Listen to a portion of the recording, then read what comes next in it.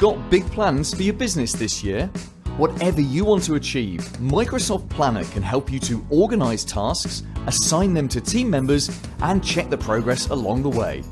To get started, create a team in Microsoft Teams.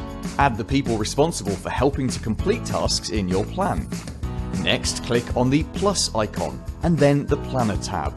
Create a new plan and give it a name. When you do this, members of the team will be alerted that a plan's been created.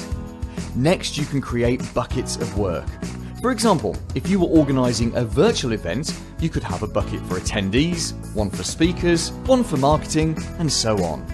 Within each bucket, you can set tasks with deadlines and assign them. When you click into each task, you get a more detailed view. Set a priority, add notes and attachments, comments, and even break the task down into subtasks. Click on Charts at the top of the planner screen, and you can see the progress of each task in chart form.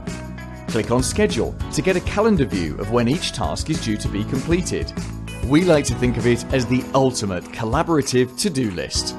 If you want some help getting this set up for your business, or anything else to do with Microsoft 365, get in touch.